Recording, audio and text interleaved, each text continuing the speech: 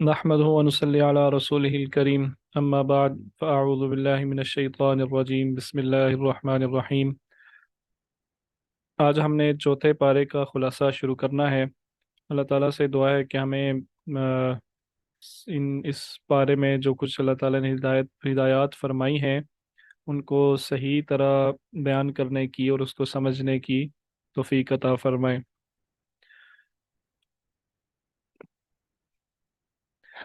چوتھے پارے میں دو صورتیں ہیں۔ ایک صورت جو آل عمران جو پیچھے سے چلی آ رہی ہے، اور پھر یہ تین یہ اس پارے کے تین حصوں تک یہ صورت ہے، اور آخری حصے میں آخری ربع میں نئی صورت شروع ہو رہی ہے، سورہ نساء۔ تو جو سورہ آل عمران کا بقیہ حصہ رہ گیا ہے، اس حصے میں پانچ باتیں اللہ تعالیٰ نے بیان فرمائی ہیں۔ آئیے دیکھتے ہیں کہ وہ کون کون سی باتیں ہیں۔ سب سے پہلی بات، سٹارٹ میں ہی خانہ کعبہ کے فضائل کے بارے میں بات کی گئی ہے۔ اللہ تعالیٰ نے ہمیں یہ بتایا ہے کہ ان اول بیت وضع للناس للذی ببکہ، کہ لوگوں کے لیے، انسانوں کے لیے جو سب سے پہلا گھر اللہ کی عبادت کے لیے تعمیر کیا گیا تھا وہ خانہ کعبہ تھا۔ یہ خانہ کعبہ سب سے پہلے حضرت آدم علیہ السلام نے تعمیر کیا تھا، اور یہ بھی کہا جاتا ہے کہ ان سے پہلے فرشتوں نے تعمیر کیا تھا۔ بہرحال یہ اس وقت سے چلا آ رہا ہے، تو یہ سب سے پہلا گھر خانہ کعبہ تھا۔ اور پھر جس کو بعد میں بہت سے لوگوں نے بعد میں پھر آ کے ابراہیم علیہ السلام نے دوبارہ سے تعمیر کیا تھا۔ یہ اس کے وہی آثار موجود تھے، یعنی اس کے نشانات، جس جگہ پہ یہ کعبہ پہلے تعمیر کیا گیا تھا وہ نشانات موجود تھے۔ انہی نشانوں کے اوپر جو دکھائے گئے تھے ابراہیم علیہ السلام کو، انہی نشانوں کے اوپر دوبارہ انہوں نے یہ خانہ کعبہ تعمیر کیا تھا۔ اس میں پھر ایک اور بات یہ بھی بتائی گئی ہے کہ خانہ کعبہ جو ہے اس کے علاقے میں، اس کے ایریے میں، مطلب اس کے جو ارد گرد جگہ ہے، یہاں پہ اللہ تعالیٰ کی بہت سی نشانیاں موجود ہیں، جن میں سے ایک نشانی مقام ابراہیم ہے۔ یعنی یہ وہ پتھر ہے جہاں پہ ابراہیم علیہ السلام کے پاؤں کے نشان ہیں، جہاں کھڑے ہو کے ابراہیم علیہ السلام نے خانہ کعبہ کی تعمیر کی تھی۔ اور یہاں پہ زمزم کا کنواں ہے، یہ بھی اللہ تعالیٰ کی ایک بڑی نشانی ہے اور ایک بڑا معجزہ ہے، جسے آج تک دنیا کے سائنسدان اس بارے میں سرچ کر رہے ہیں کہ یہ کیا چیز ہے، کیا عجیب چیز ہے۔ اور اس کے بارے میں یہ بھی بتایا ہے کہ یہ خانہ کعبہ اور اس کی جو بستی ہے یہ امن والی جگہ ہے۔ یہ خانہ کعبہ کے فضائل بیان کیے گئے ہیں۔ اس کے بعد جو دوسرا ٹاپک ہے وہ ہے باہمی تعلق کا، باہمی جوڑ کا، یعنی آپس میں ہمارا تعلق کیسا ہونا چاہیے۔ یہ اس بارے میں بات کی گئی ہے کہ، اور ہمیں ہدایت دی گئی ہے کہ اللہ کی رسی کو مضبوطی سے تھامے رکھو۔ وَاعْتَصِمُوا بِحَبْلِ اللَّهِ جَمِيعًا، اللہ کی رسی کو مضبوطی سے تھامے رکھو، وَلَا تَفَرَّقُوا، اور تفرقے میں نہ پڑو۔ اللہ کی رسی سے کیا مراد ہے؟ اللہ کی رسی سے مراد قرآن ہے، اللہ کی رسی سے مراد نبی کریم صلی اللہ علیہ وسلم کا طریقہ ہے۔ تو اگر ہم یعنی قرآن اور سنت کو مضبوطی سے پکڑے رکھیں گے تو ہم تفرقے میں نہیں پڑیں گے اور نہ ہی پڑھ سکتے ہیں۔ لیکن جہاں پہ ہم قرآن کی تعلیمات کو چھوڑ دیں گے اور اپنے من مانی تعلیمات جو ہے وہ دین میں داخل کر لیں گے، بدعات جو ہے وہ دین میں جہاں پہ داخل کر لیں گے، وہاں پہ تفرقے پڑنا شروع ہو جائیں گے۔ تو اللہ تعالیٰ نے ہمیں یہ کہا ہے کہ اللہ کی رسی کو مضبوطی سے تھامے رکھو۔ اور پھر اللہ تعالیٰ نے ان لوگوں کے لیے جو لوگ تفرقہ ڈالنے والے ہیں، جو لوگ انتشار ڈالنے والے ہیں، ان لوگوں کو اللہ تعالیٰ نے سخت وعید بھی سنائی ہے، اور انہیں کہا ہے کہ ان کے لیے کل قیامت کے دن ان کے چہرے جو ہیں وہ سیاہ ہوں گے۔ यौम तब्यद्दु वजूहुन व तस्वद्दु वजूह वला तकूनु कल्लज़ीना तफर्रकू वख्तलफू, और उन लोगों की तरह ना हो जाना जिन्होंने तफरका डाला और जो इख्तलाफ करते हैं, हमेशा इख्तलाफी बातें ढूंढते हैं, इख्तलाफी बातें ढूंढते हैं, उन लोगों की तरह ना हो जाना। उलाइका लहुम अज़ाबुन अज़ीम, उन लोगों के लिए बहुत बड़ा अजाब है। यौम तब्यद्दु वजूहुन व तस्वद्दु वजूह, ये वो एक दिन ऐसा आएगा जिस दिन बाज चेहरे वो रोशन होंगे, बाज चेहरे सफ़ेद होंगे। ये किन लोगों के चेहरे रोशन होंगे? जो जो अल्लाह की रस्सी को मजबूती से पकड़े रखेंगे और तफरके में नहीं पड़ेंगे। और जो लोग इंतशार डालने वाले हैं, उन लोगों के बारे में कहा गया है कि उनके चेहरे स्याह होंगे। ठीक है। ये एक दूसरा टॉपिक था सूरह आल इमरान में। जो सूरह आल इमरान का जो हिस्सा यहाँ आ रहा है, मुकाम इब्राहीम को ज़्यादा एक्सप्लेन करने की रिक्वेस्ट आई है। ये आप इसको नोट रखें अपने पास और एंड पे मुझे बताएं तो इसको मज़ीद एक्सप्लेन कर देंगे। अमर बिल मारूफ और नही अनिल मुनकर। अमर बिल मारूफ का मतलब है नेकी का, अच्छाई का हुक्म देना।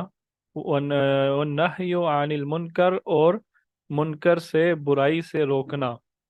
ठीक है। अच्छाई का हुक्म देना और बुराई से रोकना, मना करना नहीं बल्कि रोकना। तो इस बारे में हमें ये बताया गया है कि कुन तुम वला तकूनु वल तकुम मिनकुम उम्मतुन यदऊना इलल खैरि व यअमुरूना बिल मारूफ। तुम में से एक उम्मत यानी एक गिरोह ऐसा होना चाहिए। अब आप देखें, जो पहले बात मैं कर चुका हूँ कि अब ये जो खिलाफत का मनसब है वो हमारी हमें यानी उम्मत मुहम्मदिया को दिया गया है। तो और सूरह आल इमरान के स्टार्ट में ये बात भी मैंने कही थी कि सूरह आल इमरान में अल्लाह ताला ने अब ये जो नई उम्मत है जिसको ये मनसब दिया गया है, उस इस उम्मत को कुछ हिदायत भी दी हैं। तो इस उम्मत को अब हिदायत आ रही हैं। देखें कि अल्लाह की रस्सी को मजबूती से पकड़े रखो और तफरके में ना पड़ो, और इंतशार, आपस में इंतशार ना डालो। और फिर दूसरी हिदायत ये दी गई है कि तुम में से एक गिरोह, वैसे तो सारी उम्मत का ये काम है, कुन तुम खैर उम्मतिन उखरिजत लिन्नास, तुम बेहतरीन उम्मत हो जो लोगों के लिए, लोगों के भले के लिए तुम्हें भेजा गया है। ठीक है। तुम ऐसी उम्मत हो जिसे लोगों के भले के लिए भेजा गया है। तअमुरून बिल मारूफ व तनहौना अनिल मुनकर, तुम अच्छाई का हुक्म देते हो और बुराई से रोकते हो।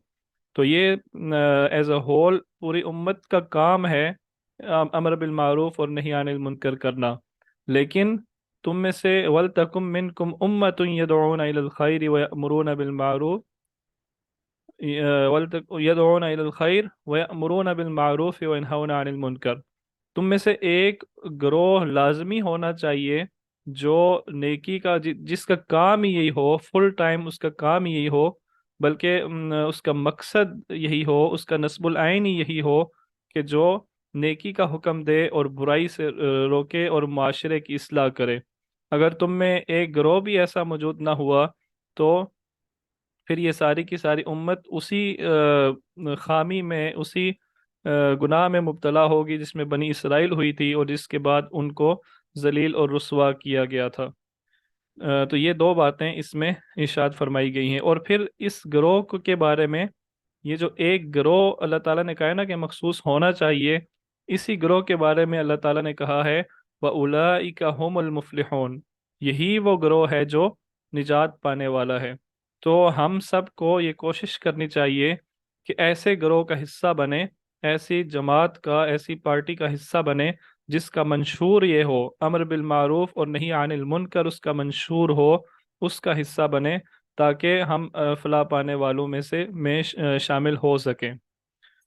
और हम जिसके साथ भी हैं, जिस भी मजहबी और या सियासी लिहाज से या मजहबी लिहाज से, जिस किसी भी लिहाज से हम जिस भी गिरोह के साथ हैं, जिस भी टीम के साथ हैं, हमें ये देखना चाहिए कि उसका मंशूर क्या है।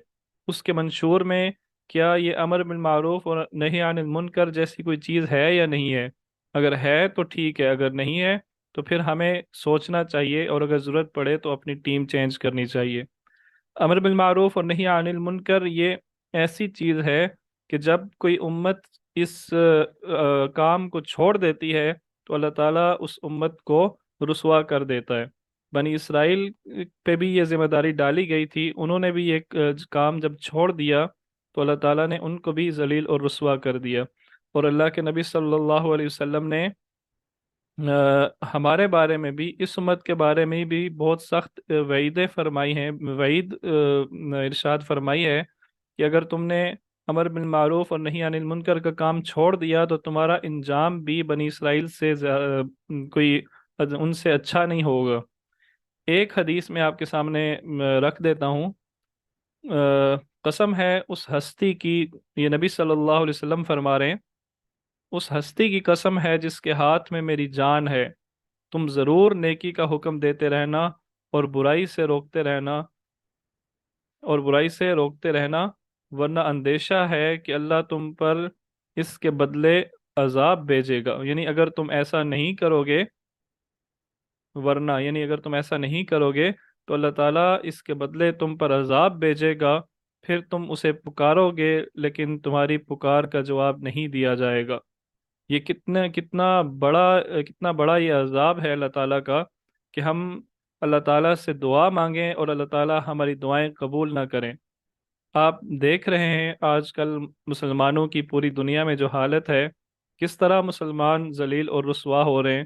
نبی صلی اللہ علیہ وسلم کی ایک حدیث کے مصداق کہ ہم تھوڑے نہیں ہیں مسلمان، سمندر پہ جھاگ کے برابر ہیں، لیکن پھر بھی ہمیں گاجر اور مولی کی طرح کاٹا جا رہا ہے۔ اس کی وجہ کیا ہے؟ اس کی یہی وجہ ہے کہ ہم نے امر بالمعروف اور نہی عن المنکر کو چھوڑ دیا ہے، اور اب ہم اللہ تعالیٰ کو پکارتے ہیں، ہم خانہ کعبہ میں جا کے دعائیں کرتے ہیں، اور خانہ کعبہ کے امام جو ہیں، خاص طور پہ رمضان کا مہینہ ہے تو دعائے قنوت میں رو رو کے امام صاحب جو ہے وہ دعائیں مانگتے ہیں امت کی بھلائی کے لیے، اور ساری دنیا میں دعائیں مانگی جا رہی ہیں، لیکن اس کے باوجود ہماری دعائیں قبول نہیں ہو رہی۔ یہ وہ ذات ہے جس نے پچھلے پارے میں ہمیں یہ بتایا ہے کہ وَإِذَا سَأَلَكَ عِبَادِي عَنِّي فَإِنِّي قَرِيب، کہ جب میرا بندہ مجھ سے کوئی دعا مانگتا ہے تو میں اس کے قریب ہوں۔ اجیب دعوت الداعی اذا دعان، میں اس کی دعا کو سنتا ہوں، میں اس کا جواب دیتا ہوں جب وہ مجھے پکارتا ہے۔ یہ وہی ذات ہے کہ کہ آج ہم اس کو پکارتے ہیں لیکن ہماری پکار کا کوئی جواب نہیں آتا۔ اس کی کیا وجہ ہے؟ وجہ اس حدیث کے اندر موجود ہے کہ ہم نے نیکی کا حکم دینا اور برائی سے روکنا، اپنا یہ جو کام تھا، ہماری اس امت کا جو مقصد تھا، ہم نے اس کو چھوڑ دیا ہے، اس کے بدلے یہ عذاب ہم پہ آ رہا ہے۔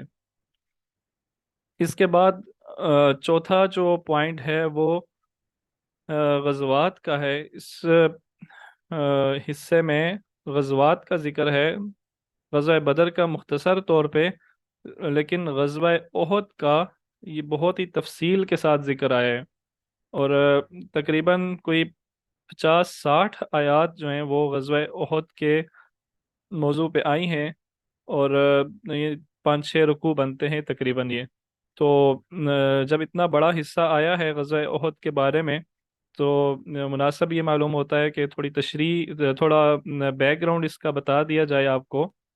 غزوہ بدر جو ہے وہ ہوا تھا 2 ہجری کو، یعنی مسلمانوں کے مدینہ آنے کے 1 سال بعد، یعنی پہلے سال نہیں، اس سے اگلے سال، دوسرے سال یعنی 2 ہجری کو رمضان المبارک میں غزوہ بدر کی جو جنگ ہے وہ ہوئی تھی، اور اس جنگ میں کفار کے 70 کے قریب جو ہے وہ سردار اور بڑے بڑے لوگ مارے گئے تھے، اور اتنے ہی تقریباً قید ہوئے تھے، اور یہ ایک بہت بڑی شکست تھی کفار کو، اور نہ اس سے نہ صرف مکہ والوں پہ اثر پڑا بلکہ پورے عرب پہ اس کا اثر پڑا، اور ہر جگہ، بلکہ عرب سے باہر بھی इसका चर्चा होने लगा कि एक छोटी सी जमात ने, कुरैश जिनका एक नाम था बड़ा, यानी पूरे अरब में मक्का वालों का और कुरैश के कबीले का एक नाम था,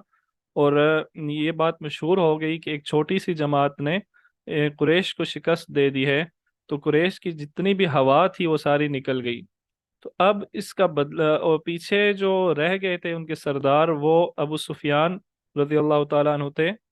अबू सुफियान रजी अल्लाह तआला अन्हु में कह रहा हूँ तो किसी को बुरा नहीं लगना चाहिए, किसी को अजीब नहीं लगना चाहिए, शायद किसी को लगा भी हो, लेकिन अबू सुफियान रजी अल्लाह तआला अन्हु का नाम जो है वो इज़्ज़त और एहतराम से लेना चाहिए। अगरचे हमें हमारी जो किताबें हैं अक्सर वो ये नहीं सिखाती, और शायद आपने किसी को इनका नाम इज़्ज़त और एहतराम से लेते हुए सुना भी नहीं होगा। अबू सुफियान अगरचे इस वक्त यानी गज़वा बदर और गज़वा उहद में कुफार के साथ थे, लेकिन ये बिलाखिर इस्लाम लाए हैं और ये सहाबी हैं, अल्लाह के रसूल के सहाबी हैं। तो इनका नाम इज़्ज़त और एहतराम के साथ लेना चाहिए। गज़वा उहद के मौके पे, यानी बदर में जब बाकी सारे अबू जहल और उतबा और शेबा और ये सारे जब मारे गए, तो पीछे अबू सुफियान बचे थे। यही यही वो होली सोली सरदार थे कुरैश के उस वक्त। तो इन्होंने ये अहद कर लिया था कि हम जो है अगले साल दोबारा आएंगे और मुसलमानों का बदला यानी अपनी शिकस्त का बदला लेंगे। और पूरा साल तैयारियां करते रहे, और बिलाखिर 3 हिजरी को यानी अगले साल शवाल के महीने में ये लोग निकले, और मुसलमानों के साथ दूसरी जंग इन्होंने की। इस वक्त इनकी तादाद 3,000 थी कुफार की, और मुसलमानों की तादाद थी शुरू में 1,000। यानी जब पता चला कि इस तरह जंग के लिए आ रहे हैं, तो नबी सल्लल्लाहु अलैहि वसल्लम ने हस्बे मामूल सहाबा किराम को बुला के मशवरा लिया कि क्या करना चाहिए। तो सहाबा ने, बाज़ लोगों ने कहा कि मदीना में रह के ही अपना दिफा करना चाहिए, और बाज़ लोगों ने कहा कि मदीना से बाहर निकल के हमें डिफेंसिव पोजीशन नहीं लेनी चाहिए, बल्कि बाहर निकल के हमें मुकाबला करना चाहिए। तो इन्हीं लोगों में अब्दुल्ला बिन उबई भी था जो मुनाफिकीन का सरदार था। अब ये बात तो हम कह रहे हैं ना कि वो मुनाफिकीन का सरदार था, लेकिन उस वक्त तो मुसलमानों को नहीं पता था कि ये मुनाफिक है। नबी सल्लल्लाहु अलैहि वसल्लम को तो इस बात का इल्म था, लेकिन मुसलमानों को नहीं पता था कि ये मुनाफिक है। बहरहाल उसकी भी यही राय थी कि बाहर निकल के हमला किया जाए। बहरहाल ये बात तय हो गई कि बाहर निकल के हमला किया जाएगा। तो 1,000 का लश्कर लेके नबी सल्लल्लाहु अलैहि वसल्लम निकले। लेकिन जब आमना सामना हुआ है कुफार के साथ, तो ऐन उस मौके पे अब्दुल्ला बिन उबई ने अपना मुनाफिकाना रवैया दिखाया और अपने 300 साथियों को लेके अलग हो गया। तो ये एक बहुत बड़ा धचका था कि जब दो लश्कर आमने सामने खड़े हैं, और हमारे लश्कर में से यानी मुसलमानों के लश्कर में से 300 लोग निकल के अलग हो जाएं और वो वापस चले जाएं, तो ये मोरल डाउन करने के लिए काफ़ी था। बहरहाल मुसलमानों ने हिम्मत नहीं हारी, और डट के मुकाबला किया, और मुसलमानों को फतह हुई। लेकिन नबी सल्लल्लाहु अलैहि वसल्लम ने 50 तीरंदाजों को एक जगह पे मुकर्रर किया था, जहाँ से ये खदशा था कि कहीं कुफार पीछे से यानी पहाड़ी के पीछे से घूम के आके, एक छोटा सा गैप था दो पहाड़ियों के दरमियान, तो वहाँ से घूम के आके हमला ना कर दें, इसलिए नबी सल्लल्लाहु अलैहि वसल्लम ने वहाँ पे उस पहाड़ पे 50 तीरंदाजों को मुकर्रर कर दिया था, और उन्हें ये हुक्म दिया था, ये ताकीद की थी कि जब तक मैं तुम्हें हुक्म न दूं तुमने यहाँ से नहीं हिलना। अगर तुम्हें ये नज़र आए कि हमें फतह हो रही है, तो तब भी तुमने वहाँ से नहीं हिलना। और अगर तुम्हें ये नज़र आए कि हमें शिकस्त हो गई है और हमें बुरी तरह मारा जा रहा है, तो तब भी तुमने अपनी जगह से नहीं हिलना, तुमने अपनी जगह हरगिज़ नहीं छोड़नी। तो ये हुक्म दिया गया। लेकिन जब मुसलमानों को फतह हुई, तो अ, उस दस्ते का जो उस दस्ते के जो लोग थे, उन्हें जब नजर आने लगा कि फतह हो गई है, तो उन्होंने अपनी जगह को छोड़ना शुरू कर दिया। उनका जो कमांडर था उस दस्ते का, اس نے انہیں روکا بھی، وہ جو صحابی تھے، مجھے ان کا نام ذہن میں نہیں آ رہا، عبداللہ بن جابر یا اس طرح کا کوئی نام تھا ان کا، تو انہوں نے ان کو روکا بھی، انہوں نے کہا کہ نبی صلی اللہ علیہ وسلم کا حکم ہے کہ جگہ نہیں چھوڑنی، انہوں نے کہا کہ ان کا حکم تو جنگ کے دوران تھا، اب تو جنگ ختم ہو گئی ہے، اب ہمیں فتح ہو گئی ہے، تو اب تو ہم اپنی جگہ چھوڑ سکتے ہیں، لہٰذا وہ غزوہ بدر نہیں، یہ غزوہ احد کا ذکر ہو رہا ہے، یہ غزوہ بدر کا ذکر نہیں ہو رہا، غزوہ بدر تو پہلے سال ہو چکی تھی، یہ غزوہ احد کا ذکر ہو رہا ہے۔ بہرحال ان تیر اندازوں نے اپنی جگہ چھوڑی، جس کی وجہ سے ہوا یہ کہ جنگ کا جتنا بھی سینیریو تھا وہ سارا کا سارا بدل گیا۔ حضرت خالد بن ولید جو تھے، وہ اس وقت کفار کے ساتھ تھے، انہوں نے وہ جگہ تاک رکھی تھی، اور جب انہوں نے دیکھا کہ وہ لوگ انہوں نے وہ جگہ چھوڑ دی ہے، وہ مورچہ اپنا چھوڑ دیا ہے، تو یہ اپنے دستے کو لے کے وہ پہاڑی کا چکر کاٹ کے پیچھے سے آئے، یعنی مسلمان اب کفار کو کا تعاقب کر رہے تھے، تو انہوں نے پیچھے سے آ کے حملہ کر دیا، اور جنگ کا جتنا بھی سینیریو تھا سارا چینج ہو گیا، اور مسلمانوں کو بری طرح انہوں نے مارنا شروع کر دیا، اور ان شارٹ حالت یہاں پہ پہنچی کہ مسلمان جو تھوڑے بہت بچے تھے وہ سارے سمٹ کے ایک چھوٹا سا درہ تھا وہاں پہ اکٹھے ہو گئے، اور اسی دوران ایک اور جو واقعہ ہوا وہ یہ ہوا، جس سے مسلمانوں کی ہمت ہے اور پست ہو گئی، وہ یہ ہوا کہ ایک صحابی تھے جن کی شکل نبی صلی اللہ علیہ وسلم سے بہت ملتی جلتی تھی، تو ایک کافر نے ان کو شہید کر دیا، اور اسے لگا کہ میں نے نبی صلی اللہ علیہ وسلم کو شہید کر دیا ہے، تو اس نے زور سے یہ نعرہ لگانا شروع کر دیا کہ محمد کو شہید قتل کر دیا، نعوذ باللہ۔ اور یہ بات سنتے ہی، یہ اعلان سنتے ہی، جیسے مسلمانوں کے پاؤں کے نیچے سے زمین نکل گئی، اور وہ جہاں تھے وہیں پہ بیٹھ گئے، کچھ لوگ جنگ چھوڑ کے یعنی انہیں ہتھیار پھینک دیے، اور کچھ لوگ جو ہے وہ ادھر ادھر ہو گئے، لیکن اتنے میں نبی صلی اللہ علیہ وسلم کو کسی نے دیکھ لیا اور بتایا کہ نبی صلی اللہ علیہ وسلم تو ادھر پہاڑ کی طرف ہیں۔ بہرحال پھر سارے صحابہ اکٹھے ہوئے، یہ وہیں پہ وہ ایک پہاڑ، احد پہاڑ کی چوٹی پہ انہوں نے چڑھنا شروع کر دیا، اور کفار نے اب ان کا تعاقب کیا، اور یہاں پہ جو صحابہ نے جانثاری کے مثالیں قائم کی ہیں کہ وہ نبی صلی اللہ علیہ وسلم کے آگے ڈھال بن گئے، اور سارے تیر اپنے جسموں پہ روکے، اور اسی موقع پہ حضرت سعد حضرت سعد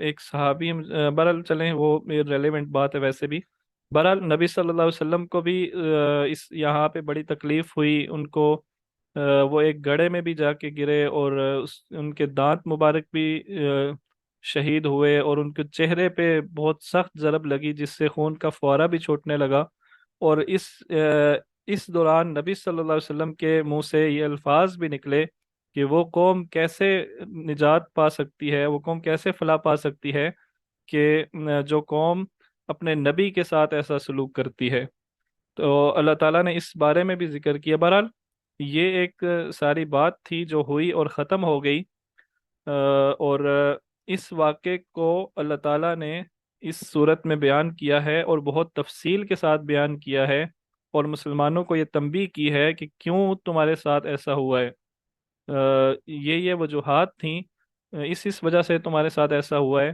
اور اگر یہ وجہ تاکہ دوبارہ نہ ہو، اور پھر مسلمانوں کی ہمت بھی بڑھائی ہے اللہ تعالیٰ نے۔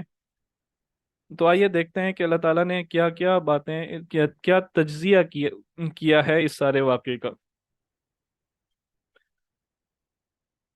اگر تمہیں نقصان پہنچا ہے تو تم سے پہلے انہیں بھی ایسا ہی نقصان پہنچا تھا، یعنی غزوہ بدر میں مسلمانوں کے سوری غزوہ احد میں مسلمانوں کے 70 لوگ شہید ہوئے تھے، 70 لوگ شہید ہوئے تھے مسلمانوں کے، تو غزوہ بدر میں کفار کے بھی 70 ہی لوگ مارے گئے تھے، جس میں سے اکثر سردار تھے۔ تو یہاں پہ اللہ تعالیٰ یہ کہہ رہے ہیں کہ بہت زیادہ افسوس کرنے کی یا بہت زیادہ اس سے اپنے अपने हौसले पस्त करने की जरूरत नहीं है। अगर तुम्हें नुकसान पहुंचा है तो तुमसे पहले उन्हें भी ऐसा ही नुकसान पहुंचा था, उनके हौसले तो पस्त नहीं हुए थे। गज़वा बदर के बाद तो कई कुफार ने अपने बिस्तरों पे सोना अपने ऊपर हराम कर दिया था। उन्हें कहा था कि जब तक हम अपने सरदारों का बदला नहीं ले लेते, हम अपने बिस्तरों पर अपनी कमर नहीं रखेंगे। यानी उनके हौसले ऐसे बढ़ गए थे, और पूरा साल उन्होंने तैयारी की थी, और साल बाद दोबारा आके मुकाबला किया था। उनके तो हौसले बुलंद हो गए थे, और तुम्हारे हौसले क्यों पस्त हो रहे हैं? और ऐसा हुआ क्यों? ताकि अल्लाह ताला जान ले कि कौन तुम में से ईमान वाला है। यानी गज़वा ओहद के वाक़े से एक बड़ा फायदा जो मुसलमानों को हुआ वो ये हुआ कि सबको पता चल गया कि अब्दुल्ला बिन उबई और उसके साथ वापस जाने वाले ये 300 लोग जो हैं ये मुनाफिक हैं। और ये बहुत बड़ी कामयाबी थी।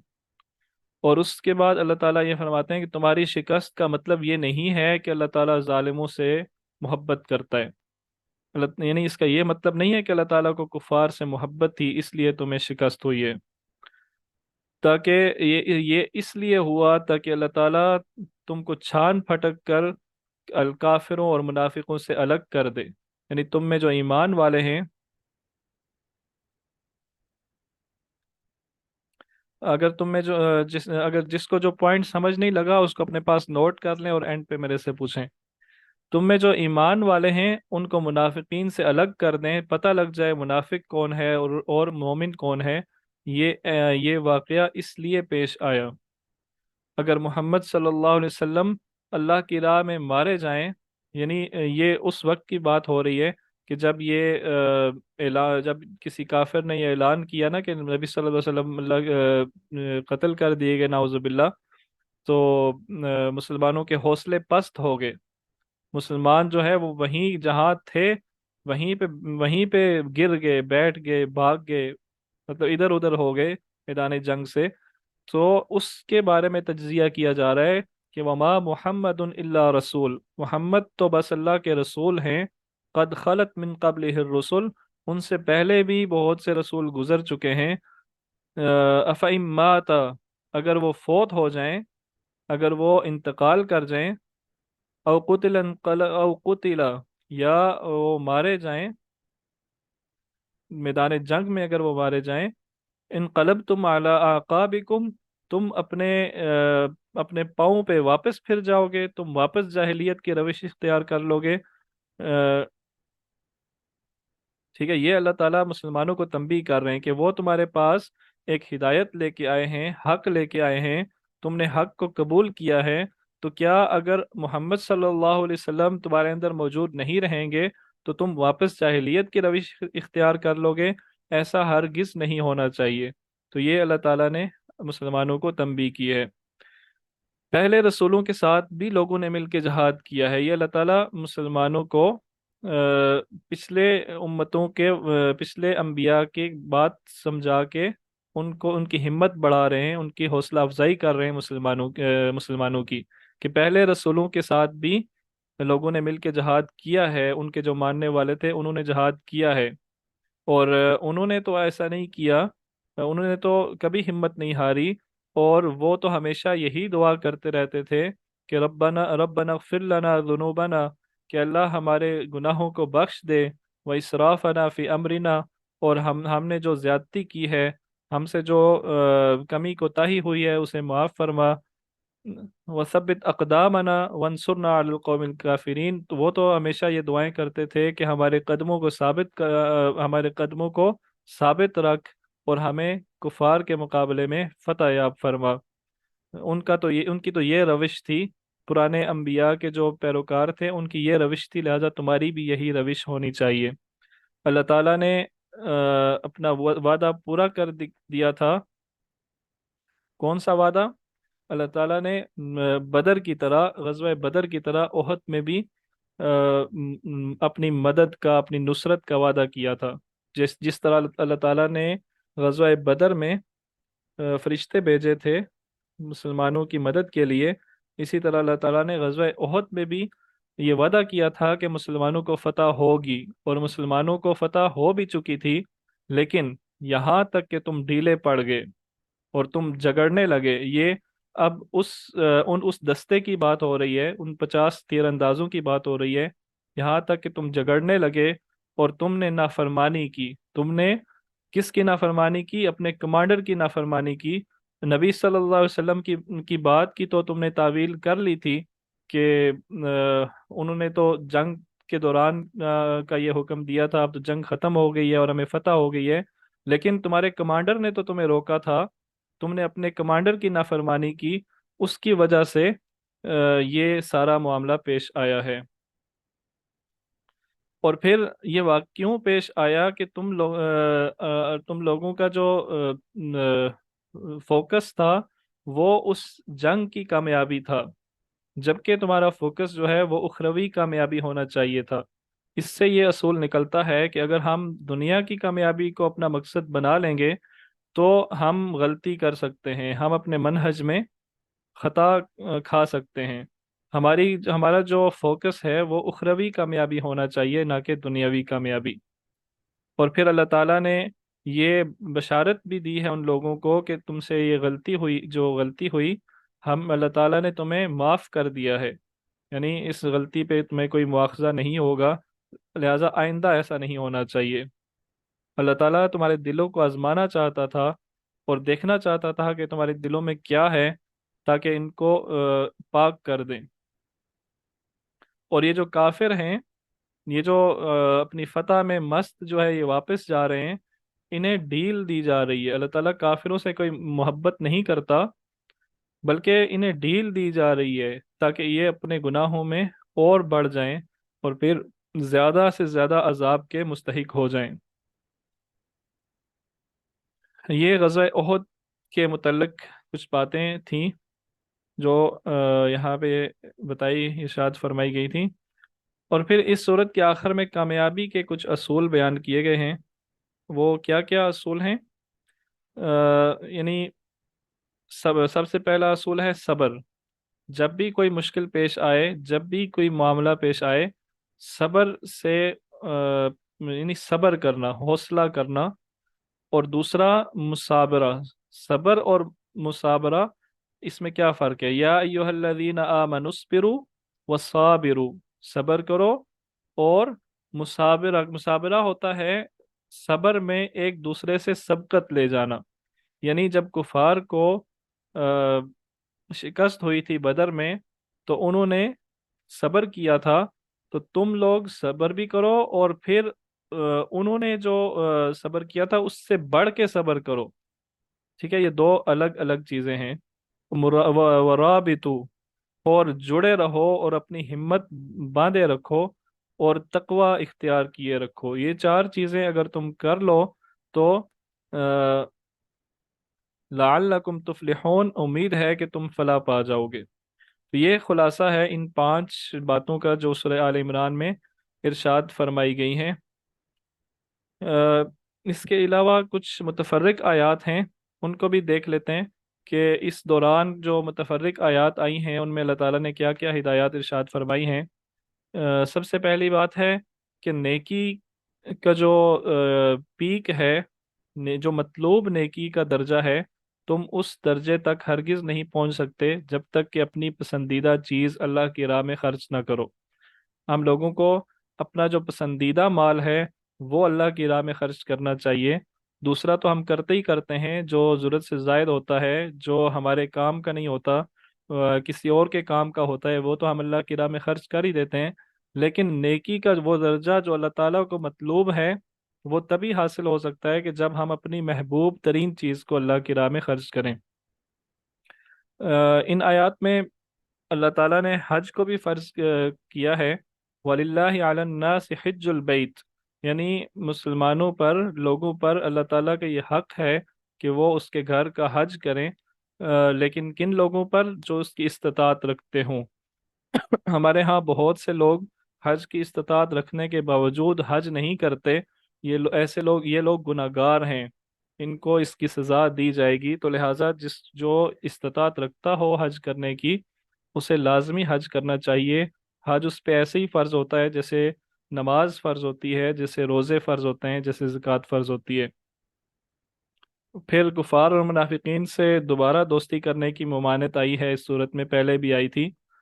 اور ایک اور بات اس میں یہ بھی بتائی گئی ہے کہ جو بنی اسرائیل کی امت گزری ہے ذلیل اور رسوا، اللہ تعالیٰ نے اس کو کیا ہے، اس میں بھی صالحین کے کچھ لوگ ایسے موجود تھے جو صالح تھے، انفرادی طور پہ وہ آ، امر بالمعروف اور نہی عن المنکر کرتے تھے انفرادی طور پہ۔ سزا دینا اور معاف کر دینا محض اللہ کی ثوابدید پر ہے۔ یہ وہ بات ہے جو میں نے غزوہ احد کے ذکر میں بتائی آپ کو، کہ نبی صلی اللہ علیہ وسلم کے منہ سے یہ الفاظ نکل گئے تھے کہ وہ قوم کیسے فلاح پا سکتی ہے جو اپنے نبی کے ساتھ یہ سلوک کرتی ہے۔ تو اللہ تعالیٰ نے نبی صلی اللہ علیہ وسلم کو یہ تنبیہ کی ہے کہ یہ آپ کی ثوابدید پر نہیں ہے کسی کو نجات دینا اور کسی کو سزا دینا، کسی کو سزا دلوانا یا نجات دلوانا، یہ آپ کی ثوابدید پر نہیں ہے۔ اللہ تعالیٰ جسے چاہے معاف کرے، جسے چاہے سزا دے۔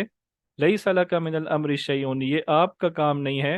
او یتوب علیہم او یعذبہم، کہ آپ یا ان کی توبہ قبول کرے یا انہیں عذاب دیں۔ فإنہم یہ اللہ پر ہے، چاہے اللہ تعالیٰ ان کی توبہ قبول کر لے یا چاہے انہیں عذاب دے دے۔ فإنہم ظالمون، لیکن وہ ظالم ہیں، اس میں کوئی شک نہیں ہے۔ تو یہ اللہ تعالیٰ نے نبی صلی اللہ علیہ وسلم کو یہاں پہ تنبیہ کی ہے۔ اور پھر انہی لوگوں میں سے جو غزوہ احد میں تھے، بہت سے لوگ ایمان لائے، خود حضرت خالد بن ولید جن کی وجہ سے مسلمانوں کی فتح شکست میں بدل گئی تھی، انہی کو دیکھ لیں، وہ بعد میں ایمان لائے اور کیسے جلیل القدر صحابی بنے۔ اللہ تعالیٰ نے ان کو نبی صلی اللہ علیہ وسلم کے منہ سے ہی سیف اللہ کا لقب بھی دیا۔ مسلمانوں کو یہ بھی کہا گیا اور ہمیں بھی یہ کہا گیا کہ تم یہ گمان کرتے ہو کہ جنت میں داخل ہو جاؤ گے۔ ام حسبتم ان تدخلوا الجنت ولما یأتکم مثل الذین خلو من قبلکم، تم پر تو ابھی ایسی مصیبتیں آئی نہیں ہیں جیسے تم سے پہلے لوگوں پر آئی تھی۔ انہیں تو مصیبتیں پے در پہ آئی تھیں اور ان کو ہلا کے رکھ دیا گیا تھا، یہاں تک کہ وہ لوگ یہ کہنے پر مجبور ہو گئے تھے کہ اللہ کی مدد کہاں ہے۔ تم تو فرشتوں کے ذریعے سے اللہ کی مدد دیکھ رہے ہو، وہ تو ڈھونڈ رہے تھے کہ اللہ کی مدد کہاں ہے، ان پہ اتنی مصیبتیں آئی تھیں۔ تو جنت کا رستہ جو ہے وہ آسان نہیں ہے، جنت کا رستہ مشکلات اور مصائب سے بھرا پڑا ہے۔ نبی کریم صلی اللہ علیہ وسلم کی نبی کریم صلی اللہ علیہ وسلم کی صفت بیان کی گئی ہے، ایک خوبی بیان کی گئی ہے کہ وہ اپنے پیروکاروں کے لیے، اپنے ساتھیوں کے لیے رحم دل تھے۔ فَبِمَا رَحْمَةٍ مِّنَ اللَّهِ لِنْتَ لَهُمْ، یہ اللہ تعالیٰ کی رحمت تھی کہ آپ ان کے لیے نرم دل ہو گئے۔ تو پھر اللہ تعالیٰ نے ان کو یہ بھی نصیحت کی ہے نبی صلی اللہ علیہ وسلم کو کہ جن لوگوں سے یہ غلطی ہو گئی ہے، وہ جن صحابہ کرام سے، آپ انہیں معاف کر دیجئے اور ان کے لیے بخشش مانگیے، اور ان سے پھر جب بھی کوئی معاملہ پیش آئے تو اپنے صحابہ سے، اپنے ساتھیوں سے مشاورت کیا کریں، جو نبی صلی اللہ علیہ وسلم کرتے ہی تھے۔ اور پھر اللہ تعالیٰ نے ایک احسان جتایا ہے لوگوں پہ۔ اللہ تعالیٰ نے کٹ بہت سی نعمتیں کٹ کی ہیں۔ سر کیا تم کس کو دیجیے؟ اللہ تعالیٰ نے ہم پہ بہت سی نعمتیں کی ہیں، بلکہ یہ سب کچھ جو ہمارے پاس ہے وہ ہے ہی اللہ کا۔ ہمارا جسم، ہماری جان، ہمارے ارد گرد جتنے بھی چیزیں ہیں، ہم جن آنکھوں سے دیکھ رہے ہیں، جن کانوں سے سن رہے ہیں، یہ سب کچھ اللہ ہی کا دیا ہوا ہے۔ لیکن اللہ تعالیٰ نے کسی نعمت کا احسان نہیں جتایا۔ لیکن ایک نعمت اللہ تعالیٰ کی ایسی ہے کہ جب اللہ تعالیٰ نے وہ نعمت ہم پہ کی تو اللہ تعالیٰ نے یہ احسان جتایا ہے کہ میں تم پہ یہ احسان کر رہا ہوں۔ وہ کون سی نعمت ہے؟ لقد من اللہ علی المؤمنین، اللہ تعالیٰ نے احسان کیا ہے مومنوں پر، اذ بعث فیہم رسولا، جب ان میں اپنا رسول بھیجا، یعنی نبی صلی اللہ علیہ وسلم کو بھیج کر اللہ تعالیٰ یہ کہہ رہے میں نے تم پہ بڑا احسان کیا ہے کہ اس نعمت کی قدر کرو۔ تو یہ اتنی بڑی نعمت ہے اور یہ غالباً سب سے بڑی نعمت ہے اللہ تعالیٰ کی، اسی لیے اللہ تعالیٰ اس کا احسان جتا رہے ہیں۔ ایک اور خبر ہمیں یہ دی گئی ہے کہ جو لوگ اللہ کی راہ میں شہید ہو جاتے ہیں وہ زندہ ہوتے ہیں، ٹھیک ہے؟ وَلَا تَحْسَبَنَّ الَّذِينَ قُتِلُوا فِي سَبِيلِ اللَّهِ أَمْوَاتًا، جو لوگ اللہ کی راہ میں مارے جائیں ان کو تم مردہ تصور نہ کرو، بل احیاء، بلکہ وہ زندہ ہیں، عند ربہم یرزقون، اللہ کے ہاں ان کو رزق دیا جاتا ہے، اور وہ اپنے پیچھے آنے والوں کی کے انتظار میں ہیں، ان کی خواہش، یعنی ان کی خواہش ہے کہ وہ پیچھے ان کے آنے والے ان کے پاس پہنچ جائیں۔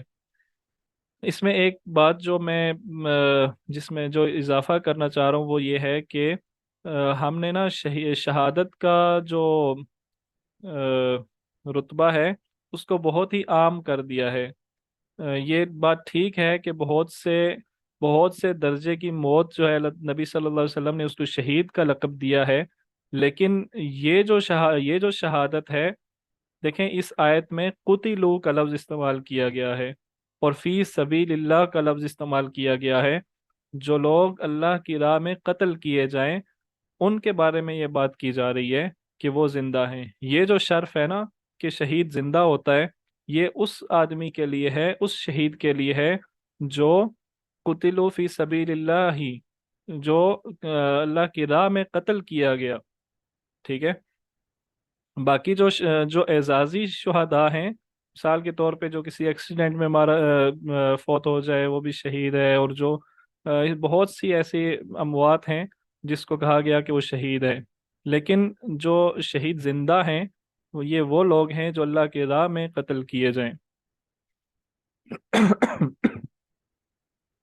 اب میں ذکر نہیں کرنا چاہتا، بلکہ آپ پہنچ ہی گئے ہوں گے، ہمارے ہاں تو ہر کوئی شہید ہی ہوتا ہے۔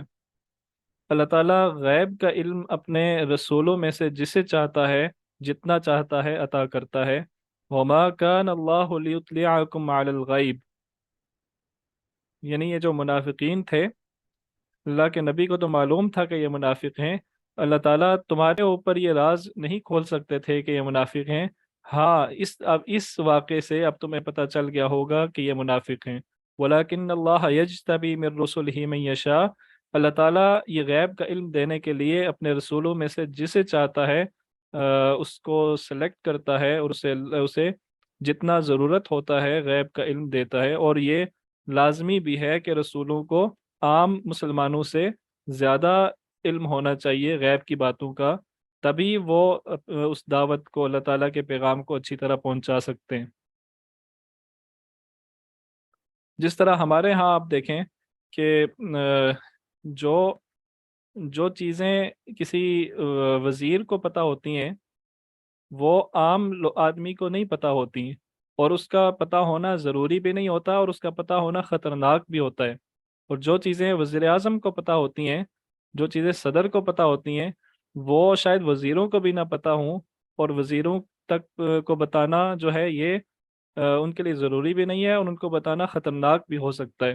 تو یہی بات یہاں بھی، یہی رول یہاں بھی اپلائی کر سکتے ہیں آپ۔ یہ اہل کتاب کے بارے میں یہ کہا گیا ہے، اور منافقین بھی ایسی باتیں کرتے تھے کہ بعض لوگ کہتے تھے کہ اللہ فقیر ہے، یہ جو اللہ تعالیٰ کہتے نا اللہ کی راہ میں انفاق کرو، خرچ کرو اللہ کی راہ میں، تو بعض لوگ کہتے تھے، جو لوگ ایمان والے نہیں تھے وہ کہتے تھے کہ اللہ فقیر ہے، اللہ غریب ہے، اور ہم مالدار ہیں، اللہ تعالیٰ ہم سے پیسے مانگتے ہیں، نعوذ باللہ۔ تو اللہ تعالیٰ نے ان کو کیا جواب دیا ہے؟ سنکتب ما قالوا، ہم ان کی یہ باتیں لکھ رہے ہیں، ہم ان کی باتیں اپنے پاس، میرے پاس نوٹ ہیں یہ باتیں، جب یہ ہمارے پاس آئیں گے تو ہم انہیں کہیں گے کہ یہ تمہاری باتیں تھی، اس کے بدلے جہنم کے عذاب کا مزہ چکھو۔ اور ایک اور اعتراض یہودیوں کا، یہودی ایک اور اعتراض کرتے تھے، وہ یہ کہتے تھے کہ ان اللہ عہد الینا الا نؤمن لرسول حتی یأتینا بقربان تأکلہ النار، وہ یہ کہتے تھے کہ ہم سے اللہ تعالیٰ نے یہ عہد لیا تھا کہ ہم کسی رسول کو نہیں مانیں گے جب تک کہ کوئی قربانی کرے اور آسمان سے کوئی آگ آئے جو اس قربانی کو کھا جائے۔ یہ بنی اسرائیل کے ہاں قربانی کی قبولیت کا एक तरीका था, और ये ऐसा होता भी रहा है। तो ये बनी इसराइल का एक एतराज़ था नबी सल्लल्लाहु अलैहि वसल्लम पे। वो कहते थे कि आप भी कोई कुर्बानी करें, आसमान से आग आए और वो उस कुर्बानी को खा जाए, फिर हम आप पे ईमान ले आएंगे। तो अब एक तरीका तो ये था कि आग आ जाती और नबी सल्लल्लाहु अलैहि वसल्लम कुर्बानी करते और आग आ जाती, इसमें क्या मुश्किल थी? नहीं आ सकती थी? बिल्कुल आ सकती थी। लेकिन आप देखिए अल्लाह ताला ने इनको क्या जवाब दिया है। कुल कद जाअकुम रुसुलुम मिन क़ब्ली बिल बय्यिनात, कि तुम्हारे पास इससे पहले रसूल आ चुके हैं और यही यही निशानियां लेके भी आए हैं, तो तुमने उनको क्यों नहीं माना? देखिए अल्लाह ताला ने उनको कैसा जवाब दिया है। अल्लाह तुम यानी पहले रसूल आ चुके हैं और ये निशानियां सारी लेके आ चुके हैं, तो उनको तो तुमने कत्ल कर दिया है, और इन नबी को कहते हो कि तुम वो लेके आओ तो हम तुम पे ईमान ले आएंगे। ऐसा हरगिज नहीं हो सकता। अब अल्लाह ताला ने ये जो हिस्सी मोजज़ात हैं, ये दिखाना, ये आप नहीं दिखाएंगे। अब अल्लाह का एक ही मोजज़ा है और वो कुरान करीम है, जो रहती दुनिया तक बाकी रहेगा। जिसको हिदायत चाहिए वो इस कुरान की तरफ रुजू कर ले। कुल्लु नफ्सिन ज़ाइक़तुल मौत, हर जी रूह चीज़ को मौत का जायका चखना है। और ये इसमें एक बात याद रखें कि एक वक्त ऐसा लाजमी आना है, एक वक्त ऐसा लाजमी आना है। ये बात मैं दो तीन दफ़ा इसीलिए दोहरा रहा हूँ कि इस बुनियाद पे हमारे बहुत से अकायद का दारोमदार है। एक वक्त ऐसा लाजमी आना है कि जब इस कायनात में अल्लाह के अलावा और कोई ज़ीरो चीज़ मौजूद नहीं होगी। ठीक है। एक वक्त ऐसा लाजमी आना है कि जब इस दुनिया में अल्लाह के अलावा कोई ज़ीरो चीज़ मौजूद नहीं होगी, फिर अल्लाह ताला नए सिरे से सबको जिंदा करेंगे। ठीक है। कायनात में गौर व फिक्र करना, सूरह बकरा में भी इसी तरह की आयत जिक्र की गई थी। मैंने वो 5-7 पॉइंट्स पॉइंट आउट भी किए थे कि जिनके बारे में गौर व फिक्र करने का अल्लाह ताला ने हुक्म दिया है। यहाँ भी उसी तरह की आयत है, इन्ना फ़ी ख़ल्क़िस समावाति वल अर्द वख्तिलाफ़िल लैलि वन नहारि लआयातिल लिउलिल अलबाब, कि ज़मीन और आसमान की तख्लीक में और रात और दिन के पलट पलट कर आने में, ये अकल वालों के लिए इसमें बड़ी निशानियां हैं। ये अगली आयत बहुत अहम है।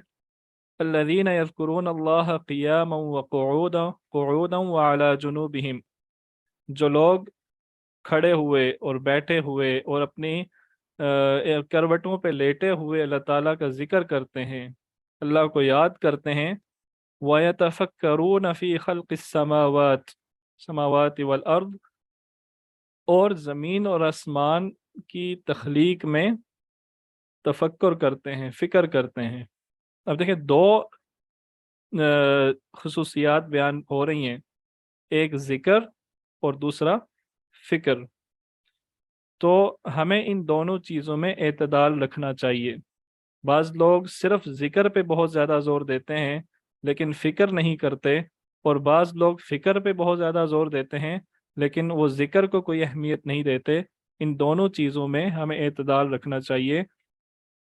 और जो लोग ये ज़िक्र और फ़िक्र दोनों करते हैं ना, तो वो किस नतीजे पे पहुंचते हैं? रब्बना मा खलक़्त हाज़ा बातिला, ए हमारे रब, तूने इन चीज़ों को, ये ज़मीन और आसमान और इनके दरमियान जो चीज़ें हैं, तूने इन्हें बातिल पैदा नहीं किया, बग़ैर किसी वजह के वैसे ही पैदा नहीं कर दिया, इनका कोई ना कोई मकसद ज़रूर है। वो इस नतीजे पे पहुंच के रहते हैं। और फिर जब वो इस नतीजे पे पहुंचते हैं, तो फिर लाजमी बात है कि वो गौर व फिक्र का अगला मरहला उन पे आता है, और वो ये है कि वो अपने बारे में सोचते हैं कि हमें किस लिए पैदा किया गया है। जब ये ज़मीन और आसमान, जब ये सूरज चांद सितारे, जब ये पहाड़ और दरिया, ये बग़ैर मकसद के अल्लाह ने पैदा नहीं किया, तो क्या अल्लाह ने इंसान को किसी बग़ैर मकसद के पैदा किया है? जब इन सब चीज़ों का कोई मकसद है, तो इंसान का भी यकीनन कोई मकसद होगा। तो फिर वो इस बात पे गौर व फिक्र करते हैं कि इंसान का मकसद क्या है। तो हमें भी चाहिए, मुझे भी चाहिए, आप सबको भी चाहिए कि इस बारे में ज़रूर सोचें कि हमारा मकसद क्या है इस दुनिया में आने का। یہ بات ہمیں یہ سورہ آل عمران کا آخری رکوع ہمیں یہ پیغام دیتا ہے. جس طرح سورہ بقرہ کے آخر میں اللہ تعالیٰ نے ایک دعا کا ذکر ایک دعا سے اختتام کیا تھا، دعا ذکر فرمائی تھی، اسی طرح سورہ آل عمران کے آخری رکوع میں بھی اللہ تعالیٰ نے ایک بہت جامع دعا بتائی ہے.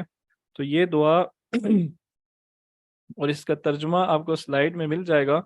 تو میں یہ امید رکھتا ہوں کہ آپ نے جو سورہ بقرہ کے آخر میں دعا تھی وہ بھی اسے بھی یاد کریں گے اور اسے بھی یاد کریں گے اور اسے اپنی دعاؤں میں شامل کریں گے، نہ صرف اس کے عربی الفاظ بلکہ اس کا ترجمہ، اس کے سمجھ کے اس دعا کو اللہ تعالیٰ سے مانگیں گے. تو یہ تھی ہماری آج کی کلاس. آج ہم نے چوتھا سپارہ مکمل نہیں کیا بلکہ سورہ آل عمران مکمل کی ہے. سورہ نساء جو ہے وہ ہم کل سے انشاءاللہ شروع کریں گے. تو ابھی کسی نے اگر کوشچن کرنا ہے تو وہ پوچھ لیں.